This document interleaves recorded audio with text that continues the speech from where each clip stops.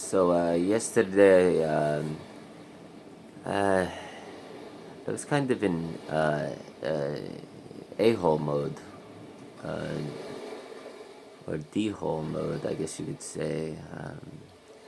It was pretty insane yesterday when I did that video on mental institutions, alcoholism, mushrooms, acid, that kind of thing. And you know, uh, usually when you do acid, it stays with you for um, you know, uh, quite some time, sometimes into the next day. And the one thing that acid definitely does is for at least me, it triggers the God complex or the delusions of grandeur, from time to time. Um, and when I go into the delusions of grandeur state or the God complex state, I believe that I am, all powerful, and I am, the greatest human in the world, and everyone is below me, and people are weak, and they're not trying enough, and so if you are bipolar or borderline, and you do go into the God complex or something like that, or if you have delusions of grandeur, um, acid definitely triggers that, so be careful of that.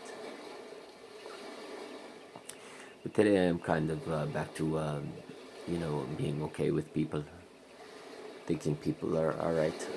Um, it is true that a lot of people nowadays, they do try to live in comfort, for comfort, air conditioning, watching, Netflix, things like that, and they don't really try to fix themselves or correct themselves or heal, not just for themselves but for the benefit of others.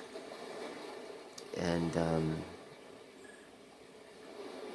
and I think that causes a lot of suffering in our society, and a lot of suffering for people, and a lot of abuse, and mental, emotional, and physical abuse, and alcoholism, and other things towards other people in the person's life that is not trying to heal themselves or fix themselves or trying to be a better human.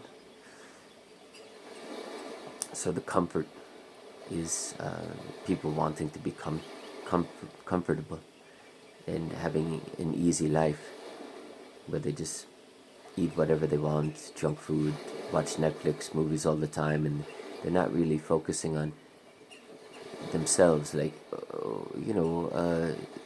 maybe there's something wrong with me. Maybe I could fix something.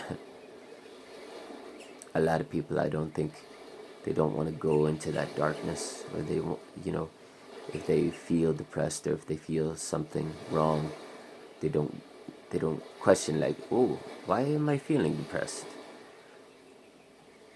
They just try to avoid and escape it by eating junk food or drinking or partying or entering relationships so they don't feel lonely or depressed, or they watch movies or Netflix or YouTube, things like that. Lots of distractions out there that were invented for people that don't want to go inside and figure out what is really wrong with them. Because the benefit of going deep inside and finding out what's really wrong with you is you could feel better. And when you start to feel better and you develop love within, you become more loving to other people. Before I knew this, I remember I was in Colorado, and it was about 3 years ago. And I was in this cafe, and I was sitting there with my family, and I was drinking a coffee. And I was an a-hole back then. I was kind of an asshole for sure. I've been an asshole most of my life because I've been selfish. and and I had a really bad relationship with my family at the time. And I saw this magnet in the cafe, and the magnet said, "It's easy being awesome. Try being nice." And I realized in that moment that my whole life was about being awesome and being significant and trying to impress people and getting people to like me. And I wasn't nice to anyone.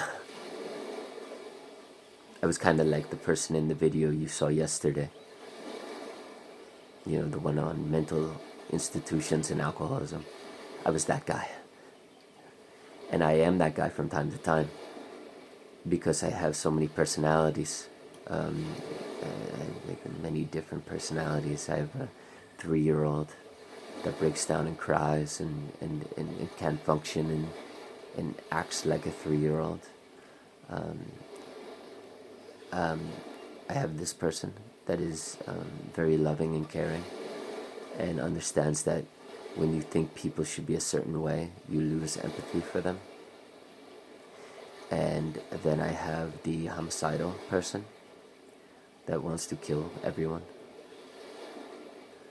and thinks that I am the judge of the world and everybody deserves to die because they're not as good as me. Sometimes even when I talk about him, I start to become him. Actually, when I always talk about him, I start to become him. My face changes. Everything about me changes. My mind changes. Oh, so fucking scary, man. It's really goddamn scary. The last time I was in a mental institution, they told me, you can't talk about him. You can't even bring him up. Because if you talk about the homicidal guy, like it triggers you to be a homicidal person. Like even mentioning him, talking about him. So the doctors couldn't really even talk about him. I couldn't really talk about him unless it was like, you know, we had time to really go in and come back out. You know, and I do certain things. I start to spit. When you see me spitting, it's bad, man. Like, you know that I could just slit anyone's throat and not care. And I actually really like doing that. Like, you know, okay, let me stop. Okay, so, yeah, because I don't want to become him in this video. This is supposed to be a loving video. You know, there's this thing called, Carl Jung came out with this thing called the Jungian shadow. And yesterday I was definitely the Jungian shadow. Yeah, you know, the Jungian shadow is, you know, someone you could become where you really could fucking kill people and crazy shit goes down, you know, like the darkness within the Jungian shadow. Some people have more of a Jungian shadow than others, you know. Like there's this guy called Jordan Peterson, and he talks about some crazy ass shit, man. And he has more of a Jungian shadow than most people. I have more of a Jungian shadow than most people, and that's why I like listening to Jordan Peterson. My sister doesn't like him at all. Most people don't really like him, especially women, because he's kind of fucking, you know, demented and hardcore. He knows his shit, and he can help people, but he's a fucking ruthless bastard, man, because he's so fucking dark. Like, Jordan Peterson could definitely slit somebody's throat, without a doubt. And Jordan Peterson often does slit people's throats. Emotionally, mentally, he's a tyrant. He's just like, no, motherfucker. You know, go deep into the self and figure out, like, precisely what's wrong with you, to a T. And fix yourself so you can be a better human for others and love people more, and you know, and have develop that love within. You know, yesterday when I was on Saturday when I was on, you know, tripping on acid, you know, I'm very wise when I trip on acid. I really figure stuff out. and I even figure out like my relationships with people, who my friends are, and you know who's a really good friend, who's not, you know, because like most times you don't really go deep enough to really analyze people like that, or you just don't have the time. But you know, when you're doing when you really sit down, and the one thing that I really like about acid and mushrooms is it makes you incredibly present, where you become creation and you are very aware that you are connected to everything and you are life, you know, which is very true, you know, I mean, it is completely true. And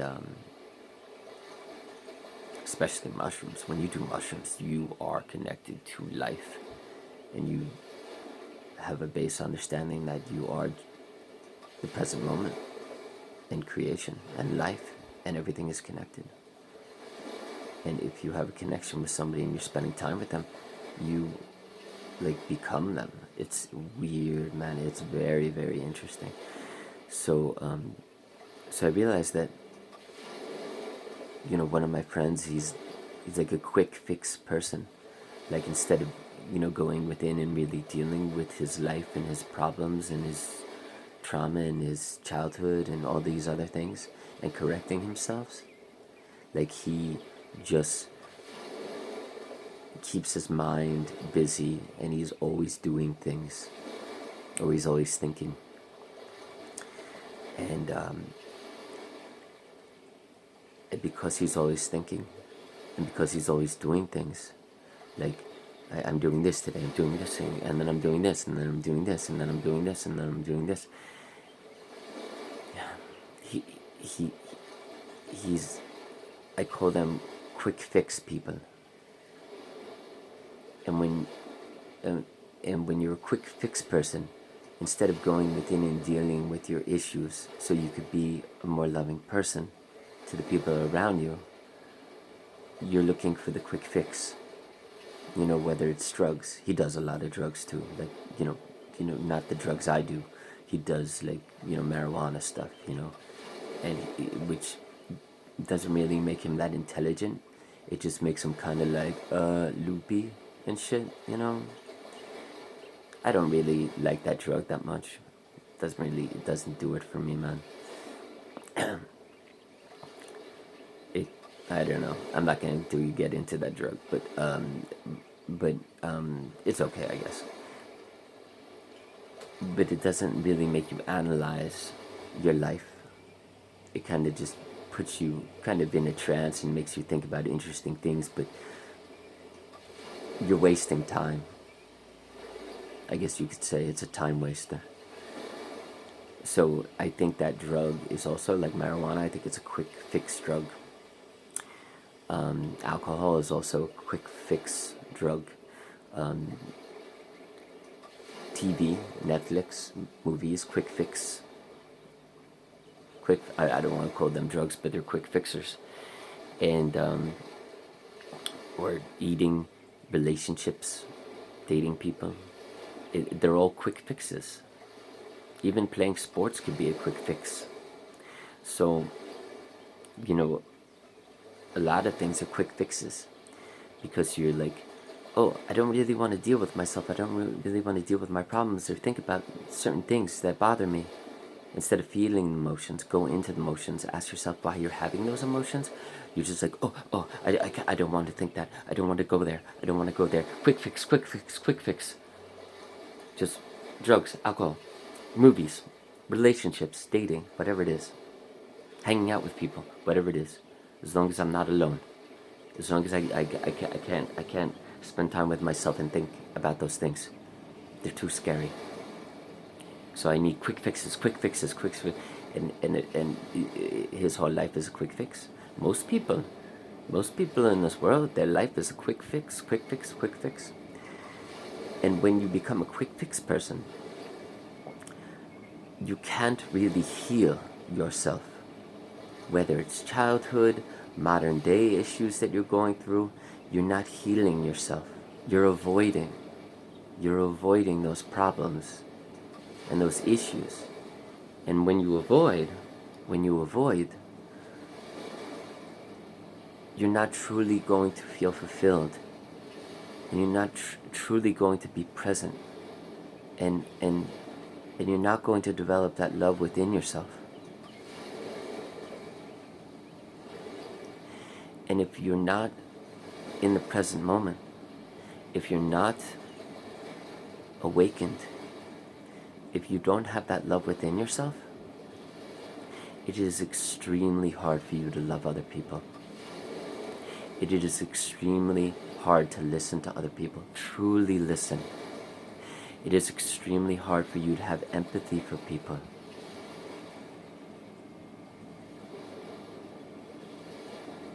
Because you don't have that love within yourself.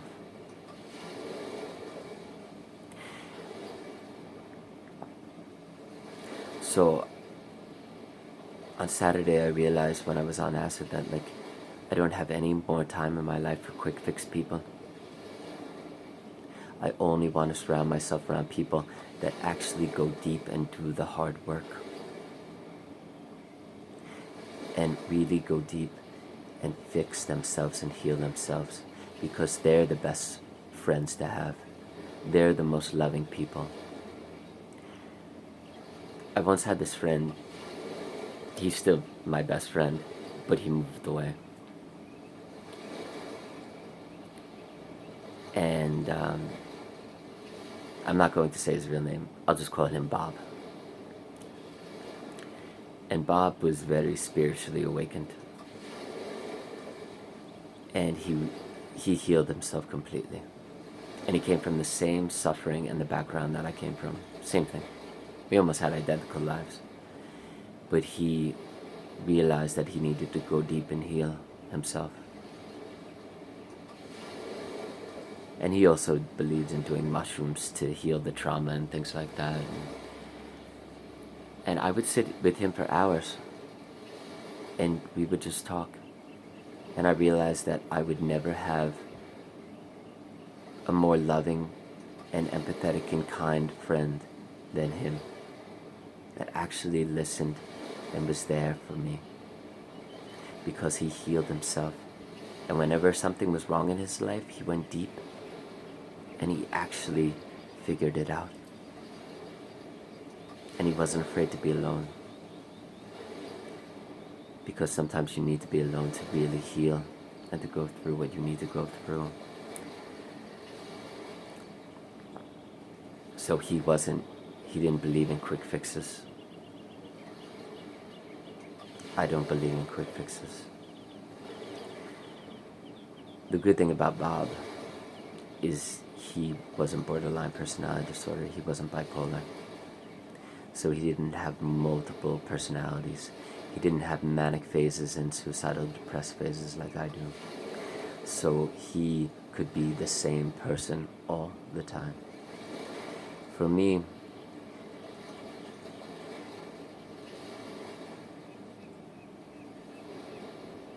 I could be extremely empathetic and loving 24 hours a day, 365 days a year. Unfortunately, I have borderline personality disorder and I'm bipolar. So I have these chemical imbalances where the brain is like, you would be an amazing, loving, kind, empathetic human. However, it's time for you to be homicidal now for no reason.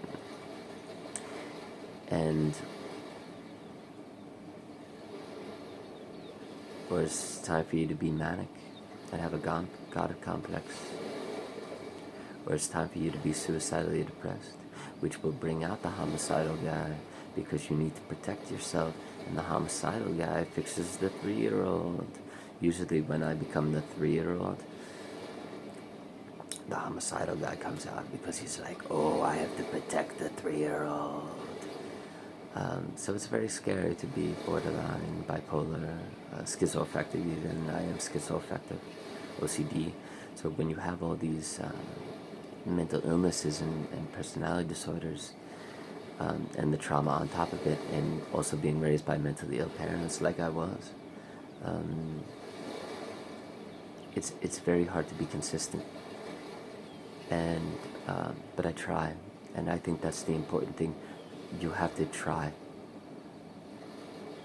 You have to put in the effort, and I think that's, if I had more time to talk yesterday, my video cut me off at 31 minutes.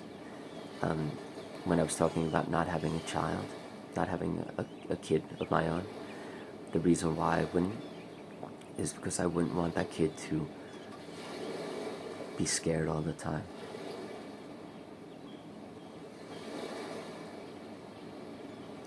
Because when you're raised by a bipolar person or somebody that's borderline, even if they're medicated, sometimes they slip into all these different personalities. They go in and out of anger, depression, homicidal thinking, anger, back to mania, back to suicidal depression, to crying for no reason. I don't want a child ever to go through that. I don't want to do that to a kid. And I know that, and I could say that because I went through it. So I have that experience. So it's important to think about that and not be selfish. When you get into your 20s or your teens or your late 30s and you have these disorders like we have, you have to really stop and ask yourself, number one, even though I want a child, would it be right for me to put that child through what I could put that child through, which is a lot of trauma? Is it fair to that child? One of the reasons why I have complex PTSD is because of that. It's because my mother and my father decided to have children. And even though I don't mind being alive right now, because I'm having an okay day,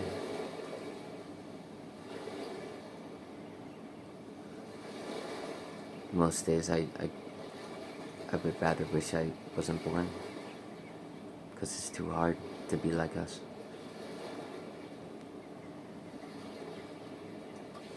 It's too hard just to function every week, just getting through it. And like my friend Bob, he went through the same thing I did, but his mom didn't have a mental illness, and so he doesn't have the complex PTSD like we might have. So he's okay from day to day. But when you have that complex PTSD and you have the mental illnesses and the personality disorders that we have, life is so hard. Sometimes you wish you were never born. You wish your mother would have just not have had you. Just because of the childhood we had to suffer through. All the abuse, all the trauma, all the yelling, all the anger. The switching personalities of the parent that we were raised from. Sometimes they were happy, sometimes they were angry, and we didn't know who they were or what they were going to be from hour to hour. I don't think I would ever want to have a child and put that child through that. So if you are thinking about having children, please think about that, because that's one way we are going to stop mental illness and shame and trauma and abuse. Ask yourself, is this a selfish act? Me bringing a child into this world with my issues that I have, or my illnesses or disorders that I have. So thank you. And I'm sorry I was an a-hole yesterday. I bounced back and forth. And that's another reason why I would not have a child. Thank you. And I do have empathy for you. And I don't think all humans are weak. I just believe that a lot of people believe in quick fixes and they believe in comfort. And I think we need to stop doing that as well, so we could be more loving to the people in our lives. Okay guys, thank you so much.